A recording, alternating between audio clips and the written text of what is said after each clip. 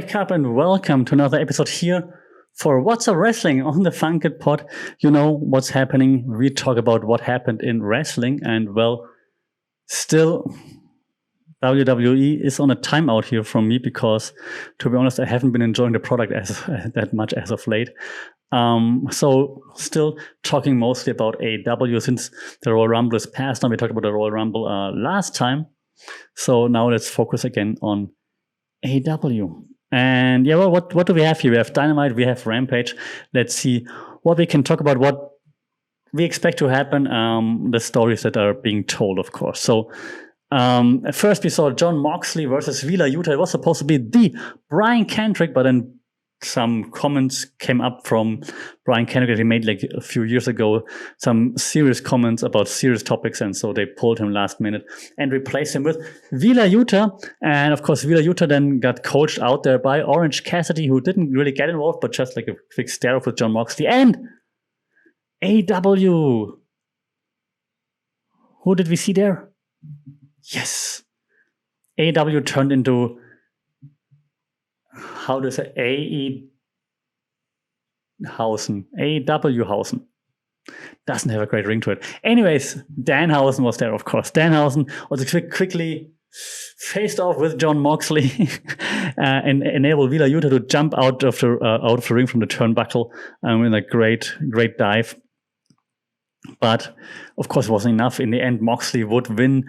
There was no question about it. It was a great match, though, especially for it being last minute. So well done, guys! Congratulations. Story being told. Wheeler Yuta is getting better and better. Moxley, great shape right now, overcomes everything, of course. Then Bryan Danielson hits the ring and says, "Hey, whoa, whoa, whoa." So they want to see us fight, but I thought I want to fight you too. But now I think actually we should team up because look at all those snowflakes, and then he runs down like people like Wheeler Yuta and so on. He's like, we should teach those people. We should get one of those guys. We should teach them, and we should just be like a faction, dominate AEW. Think about it. And then he dropped the mic, and then he walked out. I think this is pretty interesting. Yeah,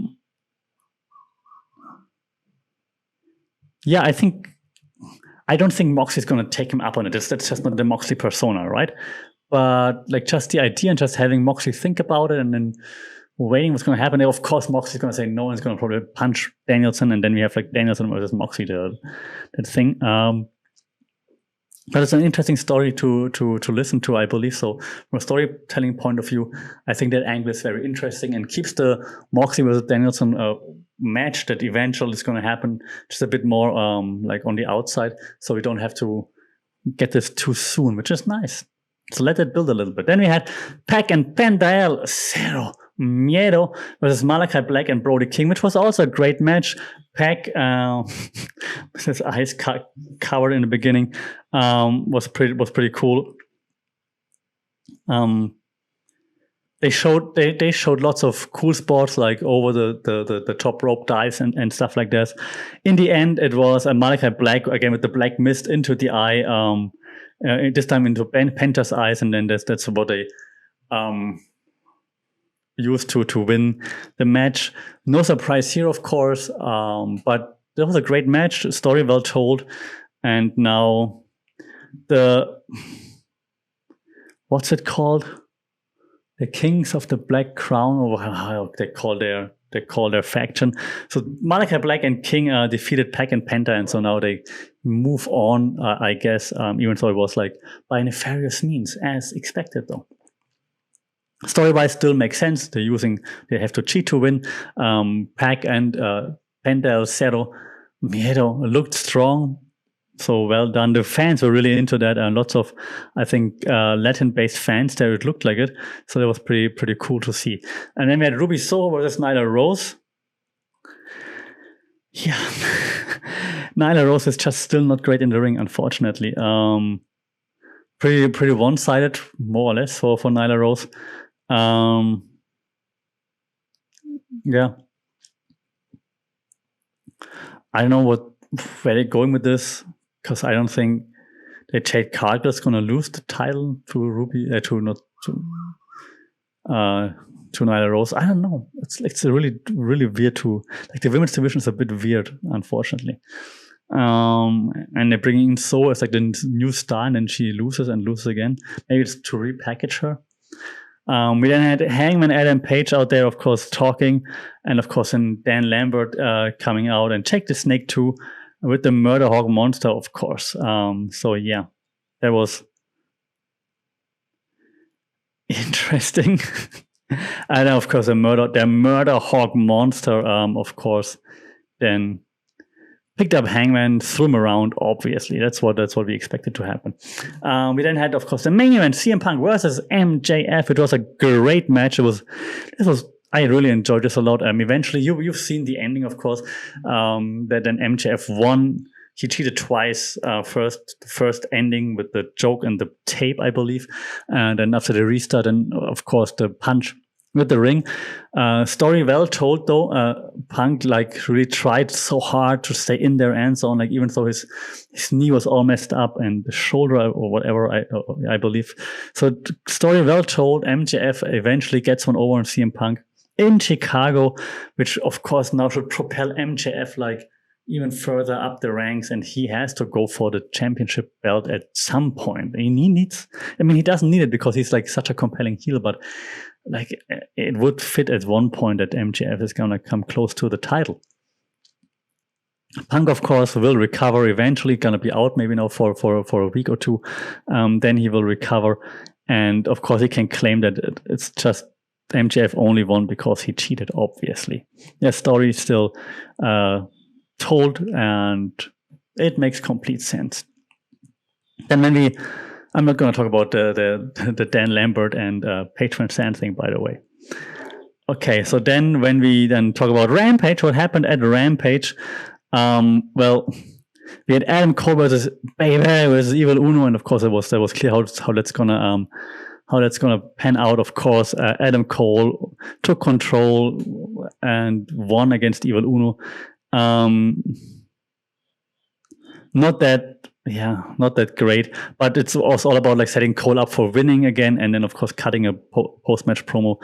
So that all turned out okay, I believe. Then we had Sammy Guevara versus Isaiah Cassidy, and man, Isaiah Cassidy showed up here. He showed out. This was pretty good.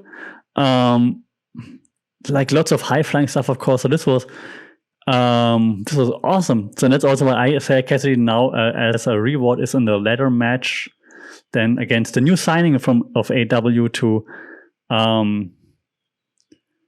then decide who's the next challenger for the title. But this was pretty fun. Yeah, it was good. And then of course also like in between when Darby Allin came out to basically help Sammy Guevara to drive like Hardy and Andrade El Idolo out of the ring was good. So we're gonna get some showdown there eventually, of course. Yeah, that was fun.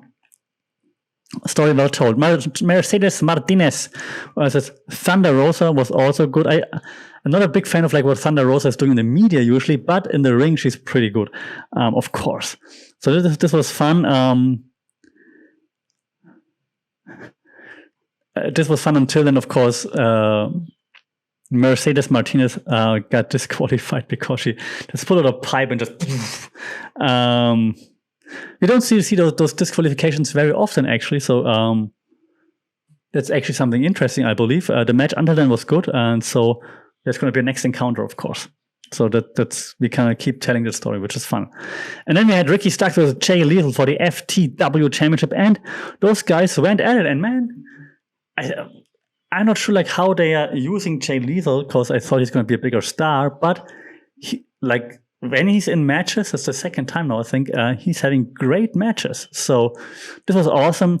In the end, Stark was able to avoid a lethal injection and countered it with like his own finisher and then got the win. So this was pretty good. This was really nice. Of course, eventually during the match, no surprise, was that like Hobbs was also out there, of course. Then Dante Martin came out, take out Hobbs. But this was pretty cool, like pretty good match. Stories well told, of course, also with the interference and then the Dante Martin in there, and also of course he's gonna stay involved in like fighting this fraction. Yeah, it was good. So I enjoyed this a lot. Again, it's sometimes so easy to tell those stories, right? So I wonder why other promotions aren't able to do this. Overall, it was not awesome, but it was really nice entertainment. The stories mostly made sense. My biggest issue is, I think, with the women and the setup between, I didn't even talk about Paige Van Zandt and Brandy Rhodes. Like, I mean, I enjoyed Dan Lambert's banter and him being self-aware that he's going to eventually get canceled. But yeah, so this my biggest issue was, I think, the PVC versus Brandy Rhodes thing, and the rest, yeah. Mostly the matches were cool and the stories that made sense. All right, that's it for this week for What's Up Wrestling. Let me know your thoughts on the stories that came out of all those matches. Do you agree, disagree? What did you like the most? Are you a fan of Paige Van Zandt versus Brandy Rhodes? Let me know. Like, share, subscribe to the thing, rate it. That would be nice so more people can find it and discuss with us. As always, thanks for being here. Don't forget to always kick out at 2, and I'll see and talk to you soon.